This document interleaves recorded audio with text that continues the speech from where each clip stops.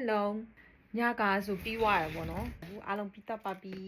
အဲကောင်လေးပြီးွားရပေါ့နော်နွေရာသီဝေစားတွေကကြတော့ဒီအောက်ထဲမှာချာတက်ရထည့်ထားတယ်အခုကမလိုတဲ့အဝေစားတွေကိုတွားရောက်ပါမယ်အဲဆိုရင်ဆိုတော့တွားရောက်ကြမယ် Let's go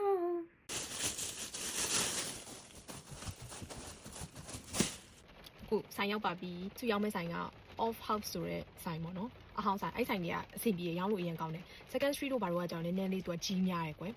တချို့ပစ္စည်းဆိုမယူရရပါရှိတယ်အဲ့တော့ဒီ off house လေးကကြတော့ရောင်းလို့လည်းကောင်းတယ်တော့ဘာပစ္စည်းမဆိုရောင်းလို့ရတယ်ပေါ့နော်ဈေးကတော့လောက်ရမလဲဆိုတာကြည့်လိုက်ပေါ့နော်ဆိုင်ရောက်ပြီဆိုလို့ရှိရင်ကောင်တာမှာဝန်ထမ်းတွေကိုပေါ့နော်ခိုင်တိုဒီရှီတိုင်းဒက်စကာဆိုပြီးတော့ပြောလိုက်လို့ရှိရင်သူကဒီလိုမျိုးအိုမာချီဘန်ကော်လေးထုတ်ပေးပါလိမ့်မယ်ဆိုသူတို့ကဒီနေရာလေးပေးလိုက်တယ်ပေါ့နော်နာမည်နဲ့ဆိုရဖုန်းနံပါတ်ကိုပေးခဲ့လိုက်ရတယ်ဒီနေ့ကနည်းနည်းစောင့်ရမယ်ဘာလို့လဲဆိုတော့3-4နိုင်လောက်ကြာမယ်တဲ့သူတို့စစ်ဆေးပြီးတော့လို့ရှိရင်သူတို့ဖုန်းဆက်မှာပေါ့နော်ဖုန်းဆက်လို့ရှိရင်အဲ့ပတ်စံဘယ်လောက်ရမလဲဆိုတော့ပြောလို့ရှိရင်ပြီးတော့ပြီ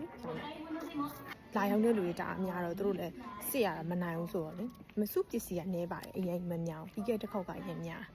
ကိုကတိတ်မမြောင်ဆိုကဲ shopping train နဲ့ဆောင်းလိုက်ပါမယ်တကယ်တော့လေပေးရတဲ့အချိန်နဲ့ရတဲ့ပတ်စံတွေကတိတ်တော့မတန်ဘူးဒီလောက်အထုပ်ကြီးကိုတော့တကယ်တော့ရန်420ပဲရပါတယ်အိမ်မှာပြည့်ရတာအရင်အလုံးရှုပ်လို့လာရောက်လိုက်တာပါတကယ်ဆိုရင်တော့အချိန်ပေးရတာနဲ့တိတ်မတန်ပါဘူး